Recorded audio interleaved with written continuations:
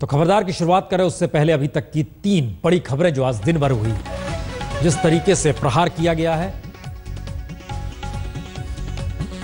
कांग्रेस पर मोदी प्रहार जिस तेजी के साथ हुआ है, उसने इस बात का अंदेशा दे दिया है कि दरअसल मोदी अब सीधे निशाने पर लेने से नहीं चुकेंगे और उन सबके बीच दिल्ली में जो बात हुई है, लेकिन दूसरी तरफ सीमा पर घात है। संकेत यह भी है कि इस बातचीत को लेकर क्या ये पारंपरिक तरीके ही हैं और इन सब के बीच बाबा का योग मोर्चा, जी रामदेव बाबा का, सब पे बात होगी और इन सब के साथ शुरुआत।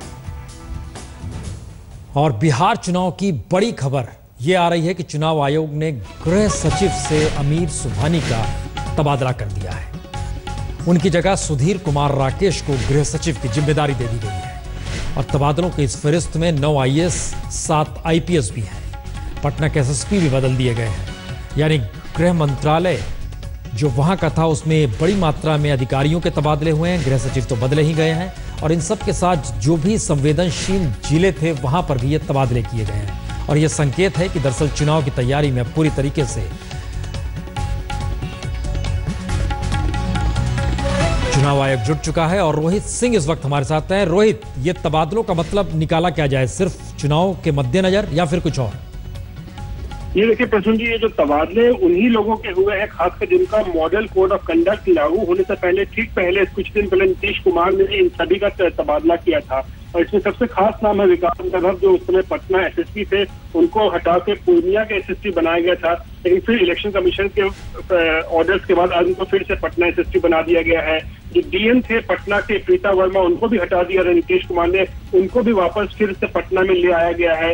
मन्नू महाराज को पटना लाया गया था, SSP गया था उस वक्त, उनको वापस SSP गया बना के भेज दिया गया था। तो कहीं ना कहीं नीतीश कुमार ने जो ट्रांसफर्स और पोस्टिंग किए थे IAS और IPS ऑफिसर्स के आचार संहिता लगने से ठीक पहले, उन सभी को एक एक करके इलेक्शन कमीशन ने आज वापस ले आया है। तो कहीं ना कहीं तगड़ा झटका इसको माना जा रहा है बिहार मुख्यमंत्री नीतीश कुमार के लिए। नहीं तो इसका एक मतलब तो यह भी है रोहित बहुत साफ कि अब चुनाव आयोग इस बात को लेकर संवेदनशील है कि किसी भी तरह की कोई गड़बड़ी होनी नहीं चाहिए। जी बिल्कुल, चुनाव आयोग ये बिल्कुल चाहता है कि फेयर तरीके से चुनाव होने चाहिए। और सबसे खास बात यह है कि अमित सुबहानी, जो कि गृह सचिव थे, करीब पिछले 6-7 सालों से वो गृह सचिव से उनको हटाया नहीं गया था, उनको जो है उनका तबादला किया गया है। और नए गृह सचिव सुधीर कुमार राकेश, जिनको बिहार में भी इलेक्शन कमीशन में काम करने का अनुभव है, उनको नए गृह सचिव के तौर पर लाया गया है। तो कहीं ना कहीं कोशिश चुनाव आयोग की यही है कि साफ खैर वाले लोगों को पोस्टिंग की जाए सही जगह पे। जी चलिए रोहित, बहुत शुक्रिया जानकारी के लिए। और इन सब के बीच बिहार में चुनाव का बिगुल तो बच गया, लेकिन NDA में अभी तय नहीं हो पा रहा है कि कौन कितनी सीटों पर लड़ेगा। और खबर है कि रामविलास पासवान 35 सीटों पर मानने को तैयार नहीं और उनकी देखा देखी पूर्व मुख्यमंत्री जीतन राम मांझी भी बीजेपी को इशारों में चिता रहे हैं कि अगर बिहार का चुनाव मोदी की इज्जत का सवाल है तो समझना होगा कि उनको महत्व दिया जाए, इसलिए फैसला सोच समझ कर लिया जाए।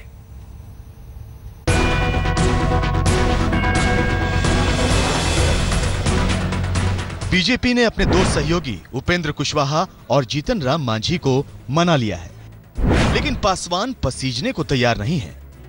LJP 45 सीटों से कम पर समझौता करने को राजी नहीं है, तो बीजेपी 35 सीटों की सीमा पर अटकी है। जैसे जैसे वक्त बीत रहा है, बीजेपी की बेचैनी बढ़ रही है। कल ऐसी रात में खबर आ रही थी कि कुछ सीटों को लेकर बीजेपी और LJP ये बिल्कुल गलत है, निराधार है, बिल्कुल गलत है, निराधार है और इस बात का हम खंडन करते हैं। सीटों के बंटवारे में तरह तरह के पेच हैं। पासवान को कितनी सीटें मिलती हैं, इस पर जीतन राम मांझी टकटकी लगाए देख रहे हैं। मांझी दिल्ली में बैठकर पासवान के पासे पर नजर बनाए हुए हैं। दोनों में यह साबित करने की होड़ है कि दलितों के सबसे बड़े नेता वही हैं। मांझी का दावा 30 सीटों का है। बीजेपी 15 सीटों के दायरे पर आकर ठिठक गई है, तो मांझी इशारों में चेतावनी जारी कर रहे हैं। हमसे ज्यादा जरूरत है भाजपा को बिहार में जीतना। अगर बिहार में हार जाते हैं तो भाजपा को तो जो होगा, प्रधानमंत्री के भी क्रेडिट को बहुत बड़ा धक्का लगेगा। इसलिए सब सजग हैं, हम लोग भी इसी बात से सजग हैं, हर चीज़ की कुर्बानी करने को हम लोग तैयार हैं। बीजेपी के लिए सबसे ज्यादा भरोसेमंद सहयोगी उपेंद्र कुशवाहा साबित हो रहे हैं, जिन्होंने लिखित तौर पर ये ऐलान कर दिया कि बीजेपी का हर फैसला उन्हें मंजूर है। लेकिन सीटों की खींचतान में देरी पर कुशवाहा भी बेचैन हो रहे हैं। भारतीय जनता पार्टी को भी थोड़ी उदारता दिखाने की जरूरत है और बाकी के जो घटक दल हैं उनको भी बहुत जिच नहीं करना चाहिए, क्योंकि अब जनता के बीच में जाना है। अब वक्त नहीं है कि बहुत हम लोग बैठकर दिल्ली में फैसला करने में इतना विलंब करें। ज़्यादा विलंब होगा तो उसमें थोड़ा नुकसान हो सकता है। बीजेपी के लिए मुश्किल सिर्फ सीटों की संख्या का नहीं है, कौन सी सीट किसको मिले इस पर भी काफी खींचतान है। कई सीटें ऐसी हैं जिस पर पासवान और मांझी दोनों जोरदार दावा कर रहे हैं। दिल्ली में हिमांशु मिश्रा के साथ बालकृष्ण, आज तक। माना तो जा रहा है फैसला आज रात में ही हो जाएगा, क्योंकि रात में तकरीबन 10:30 बजे के बाद रामविलास पासवान और चिराग पासवान की मुलाकात होनी है। अनंत कुमार भी बैठेंगे, यानी कुल मिला के आज रात फैसला हो जाएगा। कल स्थिति आएगी कि सभी आपको बिहार में नजर आएंगे। लेकिन इन सब के बीच प्रधानमंत्री नरेंद्र मोदी ने आज 3 सभाओं को संबोधित किया और हर जगह उनके निशाने पर कांग्रेस अध्यक्षा सोनिया गांधी और उनके बेटे राहुल गांधी। प्रधानमंत्री ने कांग्रेस पर सत्ता के लिए छटपटाहट का आरोप लगाया, तो जवाब में राहुल ने कहा किसानों के लिए संसद बार बार ठप करेंगे। बोलने से आपकी रक्षा होगी, आप बोलिए, आप डरिए मत, बोलने से नहीं डरिए आप। देश आपकी आवाज सुनना चाहता है। मॉनसून सत्र में जो कांग्रेस नरेंद्र मोदी के मौन रहने पर सवाल खड़े कर रही थी, वही कांग्रेस अब मोदी की कॉर्पोरेट बॉम्बिंग की जद में है। समस्या और गहरी होती है। 65 साल के हिसाब से उन्होंने हिसाब दिया कि देश की जनता ने हमको हराया क्यों? हर बीतते दिन के साथ कांग्रेस पर मोदी का हमला तल्ख से तिलमिला देने वाला हो रहा है। आज की एक बानगी देखिए। कुछ लोग अपने अहंकार के कारण देश की संसद को बांध में रखे। 40 लोग देश के भविष्य के सामने रोड़े अटकाने के लिए षड्यंत्र करते रहे। ये भारत के लोकतंत्र के साथ खिलवाड़ है। और अब वो क्षण है जिसका ये तेवर चंडीगढ़ का था। सभी लोग तालियों के बाद मोदी का अगला पड़ाव सहारनपुर था और चंडीगढ़ से सहारनपुर आते आते कांग्रेस पर हमले की रफ्तार दोगुनी हो चुकी थी। उन्होंने संसद चलने नहीं दी ना भाइयों, पार्लियामेंट चलने नहीं दी ना, एक काम होने नहीं दिया। ये सब करने के बाद भी पाया क्या? क्या पाया? मध्य प्रदेश में चुनाव हुआ, अभी महीने पहले चुनाव हुआ, कांग्रेस पार्टी साफ हो गई। मोदी ने सोनिया पर सीधा वार किया, उस मुद्दे को भी उछाला जिसे मोदी सोनिया की दुखती रग बता रहे थे। मां को इसलिए गुस्सा आता है कि बेटा रह गया, और बेटे को गुस्सा इसलिए आ रहा है ये चाय वाला बैठ गया, ये पचा नहीं पा रहे। गरीब का बेटा दिल्ली की गादी पर क्या, अरे दिल्ली की गलियों पे आए तो भी ये देखने को लोग तैयार नहीं है। ऋषिकेश आते आते कांग्रेस पर हमले की तरह तरह की धाराएं फूटने लगी। मोदी तरह तरह के जुमलों और प्रतीकों से कांग्रेस, सोनिया और राहुल पर हमला कर रहे थे। कितने हो गए? कितने रह गए? और अगले चुनाव में क्या होगा? आपको काम करना पड़ेगा कि हिंदुस्तान में 125 साल पहले एक पार्टी का जन्म हुआ था, वो पार्टी ऐसी थी। लेकिन असली राजनीति तो मुलायम की इस तारीफ के जरिए हुई। राजनीति में आदरणीय मुलायम सिंह जी भी हैं। मुलायम सिंह जी हमारे विरोधी हैं, लेकिन उसके बावजूद भी वे लोकतंत्र की इज्जत करते हैं। संसद चले इसके लिए मुलायम सिंह रात रात मेहनत करते रहे, लेकिन इन लोगों ने संसद चलने नहीं दी। तो क्या मुलायम के इस तारीफ में भविष्य का कोई राज छिपा है? क्या दिल्ली से लखनऊ की दूरियां कम हो रही हैं? और क्या पटना और लखनऊ में फासला बढ़ने की भी यही वजह है? आज तक ब्यूरो। दरअसल प्रधानमंत्री नरेंद्र मोदी ने आज चंडीगढ़ के मेडिकल कॉलेज में दीक्षांत समारोह में भी हिस्सा लिया। वहां वो पहुंचे। प्रधानमंत्री ने कहा वहां स्कूल कॉलेज तो पहले से बंद थे, प्रशासन ने शमशान और अस्पताल तक बंद करा दिए। इस पर लोगों को खासी दिक्कत हुई, तो प्रधानमंत्री ने कहा असुविधा के लिए खेद है। चंडीगढ़ पहुंचे प्रधानमंत्री एक और तो मेडिकल कॉलेज के छात्रों को ज्ञान का महत्व समझा रहे थे, लेकिन ऐन इसी वक्त चंडीगढ़ के तमाम स्कूल बंद पड़े थे।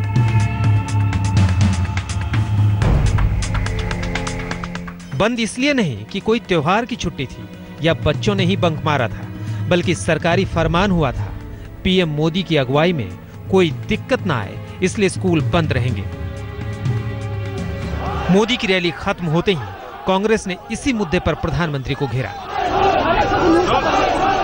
अहंकार का इससे बड़ा उदाहरण कोई नहीं हो सकता कि आप चंडीगढ़ के 187 के 187 स्कूल बंद कर दें, आप चंडीगढ़ के शमशान घाट में हिंदू रीति रिवाज और संस्कृति के मुताबिक दाह संस्कार की इजाजत बंद कर दें। सच बात यह है कि पंजाब, हरियाणा और चंडीगढ़ के लिए प्रधानमंत्री का दौरा एक दुखद स्वप्न साबित हुआ।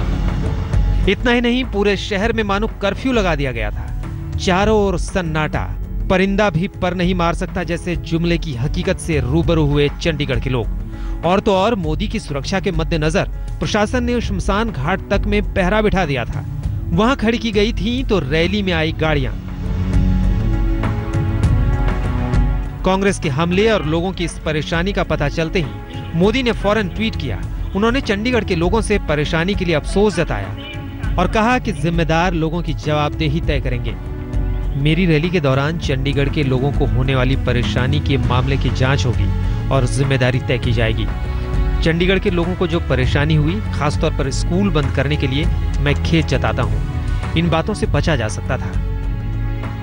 पीएम मोदी ने अफसोस तो जता दिया, लेकिन उनके दौरे से यह सवाल जरूर उठता है कि आखिर वीवीआईपी विजिट का खामियाजा आम आदमी को क्यों भुगतना पड़ता है। चंडीगढ़ से सत्येंद्र चौहान के साथ आज तक ब्यूरो।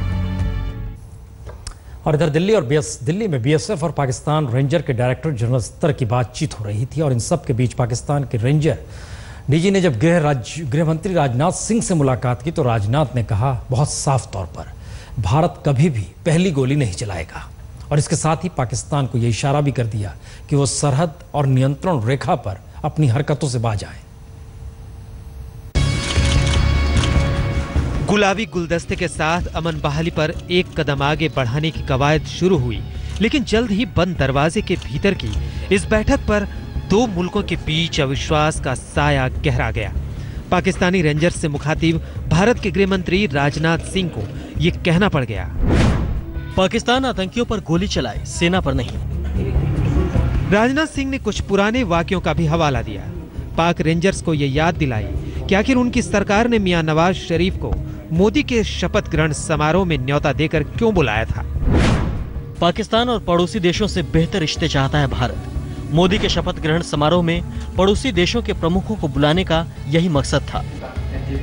गृह मंत्री राजनाथ सिंह इस बैठक को लेकर कुछ ज्यादा ही संजीदा दिखे। उनके सामने ना तो पाकिस्तान के गृह मंत्री थे, ना सरकार का कोई और मंत्री, बल्कि ये बैठक बीएसएफ और पाक रेंजर्स के बीच थी, जिसका कूटनीति और किसी भी किस्म की नीति से कोई लेना देना नहीं। फिर भी राजनाथ ने वादा किया, भारत पहले गोली नहीं चलाएगा। जवाब में फारूक बुर्की ने राजनाथ सिंह को हैसियत की हकीकत बताया। मैं पाकिस्तान रेंजर का डीजी हूं, सरकार या मुल्क की तरफ से कोई आश्वासन नहीं दे सकता। बुर्की ने वो तमाम बातें कही जो पाकिस्तान अक्सर अलग अलग मोर्चे पर उठाता रहता है। बकौल बुर्की, गोलीबारी तो हम भी पहले नहीं करते, गलत फहमियों के कारण फायरिंग होती है। बैठक लंबी चली, कुछ कदम आगे भी बढ़े। ये तय हुआ कि दोनों देश लैंडलाइन, मोबाइल और ईमेल के जरिए संपर्क में रहेंगे। जवाबी फायरिंग से पहले गोली के चलने की वजह का पता लगाएंगे।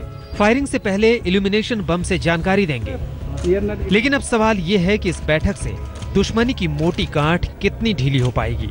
So far I can only say at this point of time that it was a meeting which was held in a very cordial and very constructive atmosphere, and we have resolved almost all our issues. DG level की वार्ता को सफल बनाने के लिए दोनों पक्षों ने एड़ी चोटी का जोर लगा दिया, मगर पाकिस्तान के साथ बातचीत की सबसे बड़ी विडंबना ये है कि जिस वक्त दिल्ली में समन्वय और तालमेल बैठाने की बात चल रही थी, उस वक्त भी सरहद पर गोलियों की गूंज थमी नहीं। जाहिर है समझौते को जमीन पर अमल करने के लिए भारत के सामने सबसे बड़ी चुनौती है पाकिस्तान का सहयोग पाना।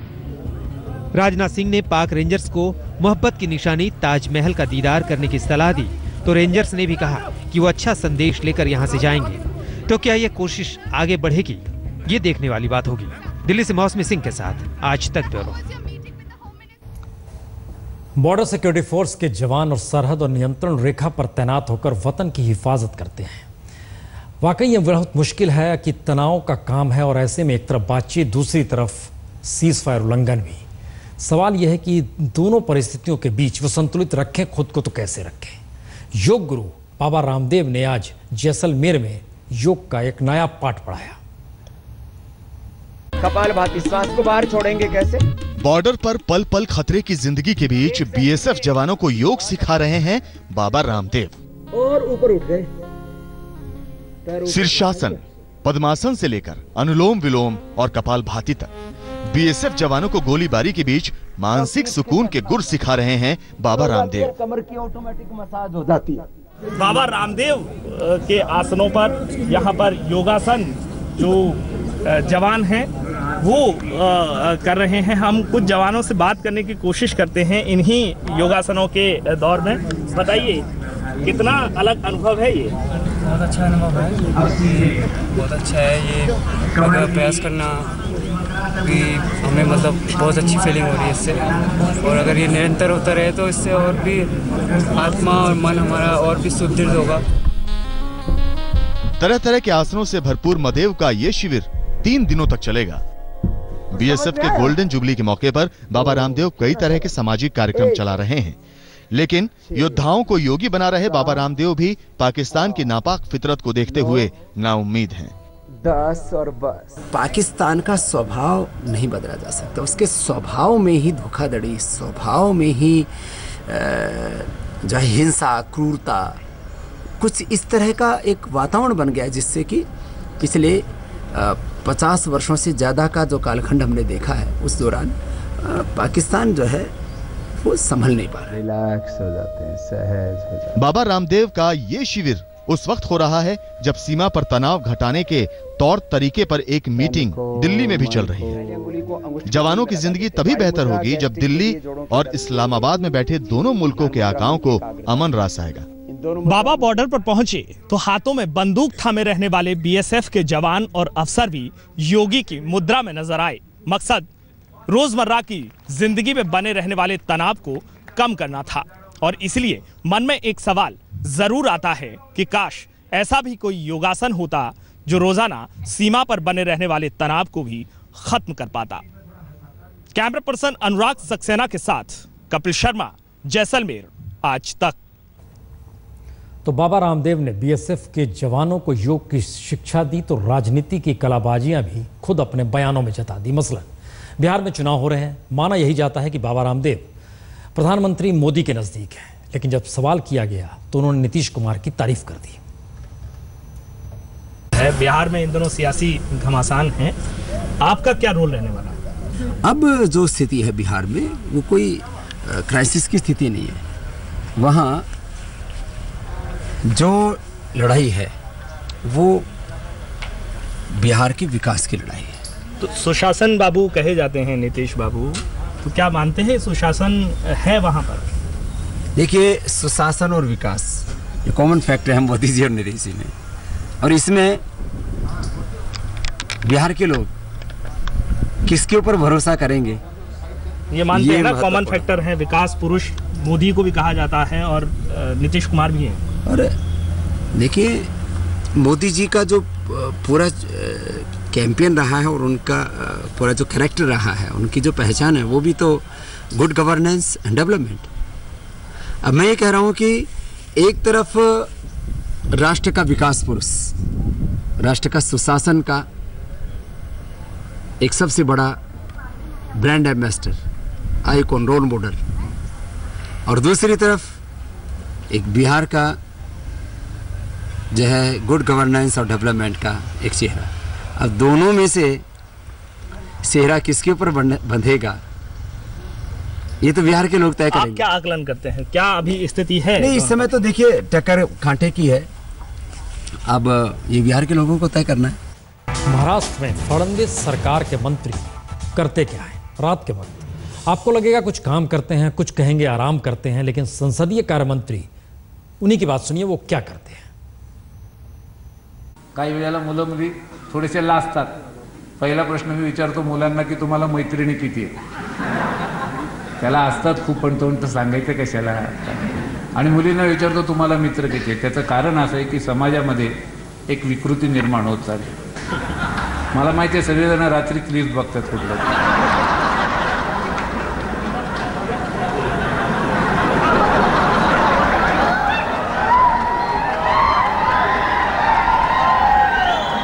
कारण तुम्ही काय बघताय हे मी पण बघतो. त्यामुळे असं समजू नका की आम्ही सगळे म्हातारे कोतारे झालो, पण आमचं देश अजून हिरवं आहे. जी, ये सिल्वर स्क्रीन नहीं है, दरअसल ओरिजिनल है, लेकिन सिल्वर स्क्रीन से राजनीति में आए शत्रुघ्न सिन्हा, उन्होंने आज तक से एक्सक्लूसिव बातचीत में क्या कहा, छोटा सा हिस्सा दिखाएंगे ब्रेक के बाद। बने रहिए हमारे साथ।